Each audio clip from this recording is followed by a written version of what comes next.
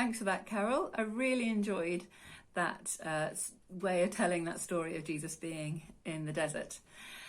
And it's really nice to think about what he got up to. We don't know much of the detail of what he did for 40 whole days, just him and God in the desert.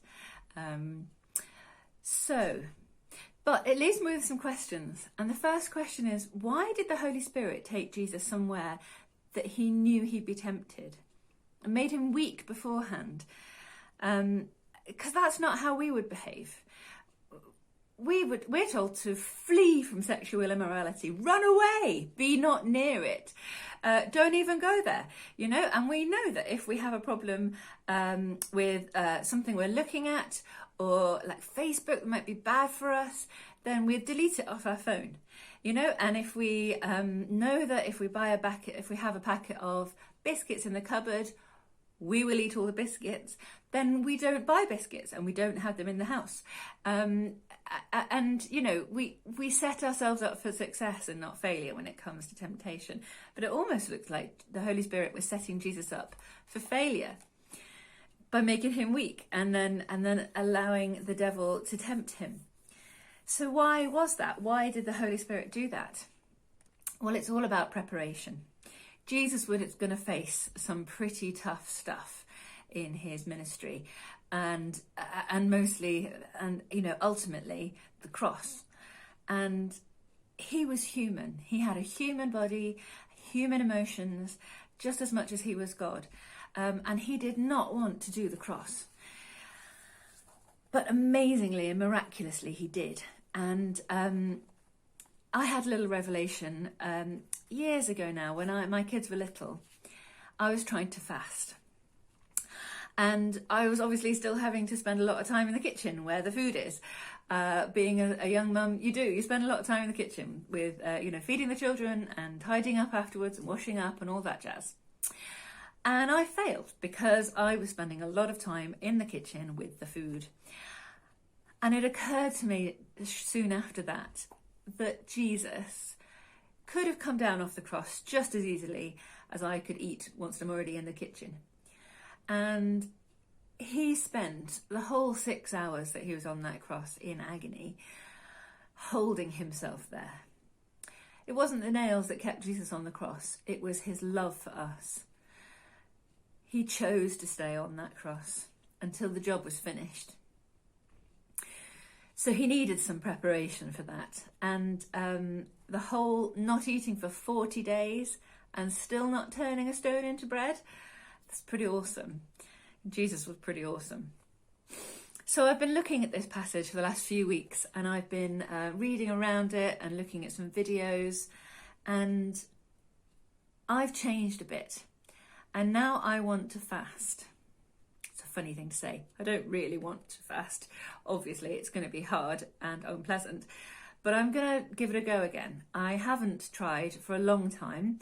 And I'll talk a bit more about that. But let's first of all talk about why I want to fast.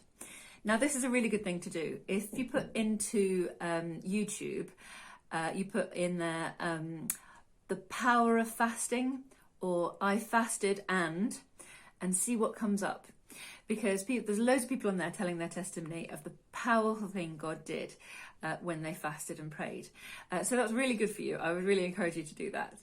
And I've realised I'm missing out on something in my Christian walk by not fasting.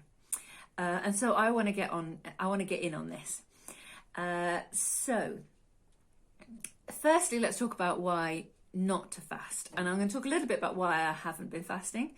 But basically, there's 3 reasons not to fast. There's worldly reasons, there's selfish reasons, and then there's showing off. Okay, when I was a teenager, I had an eating disorder, and ever since then I've been battling with my weight. And so whenever I would try and fast, there was always that background of, ooh, and this will be good because I will lose weight and I will learn about not stuffing my face all the time.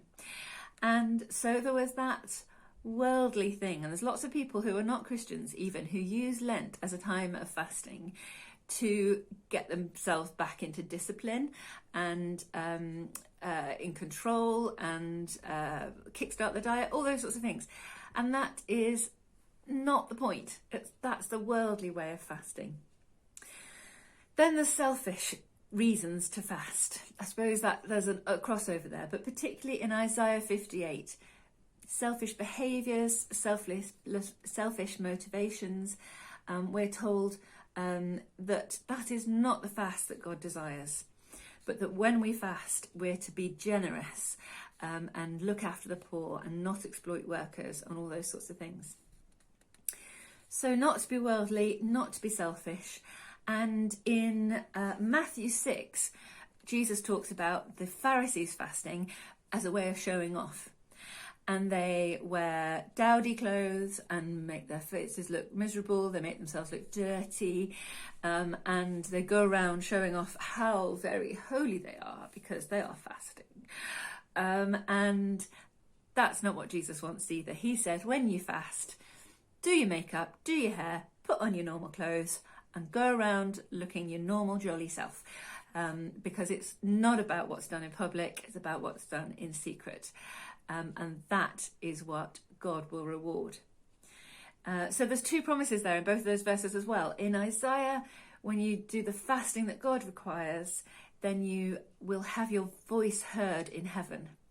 And in Matthew, Jesus says, God will reward you.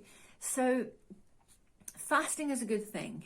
I've been missing out, and I think now might be the time. I've had 40 years of preparation, maybe. I've just turned 40, and maybe this year is the time, and I want to give it a go. And partly because of all those things I've just said, but also because I'm really feeling full of faith.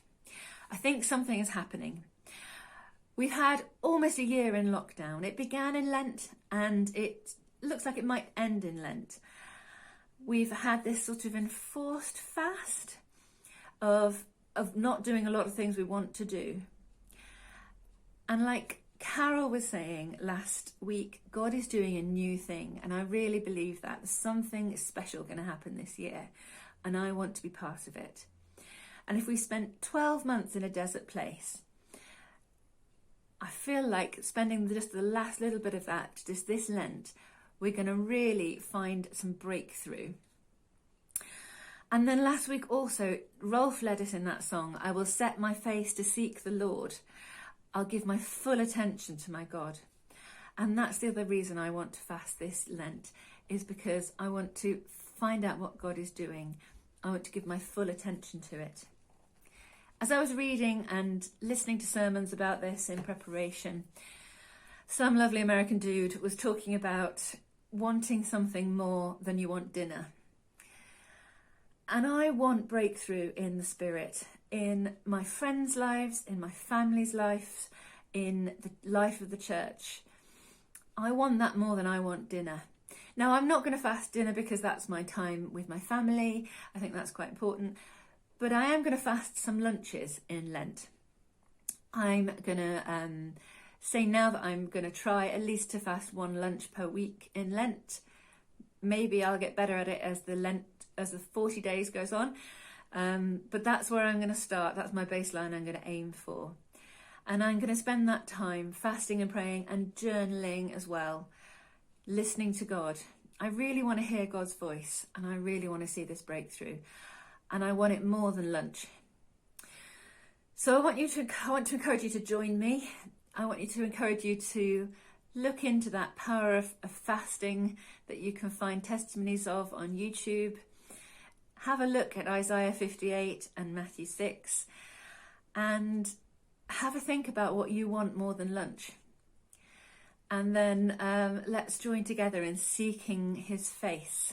Let's give our full attention in Lent to our God.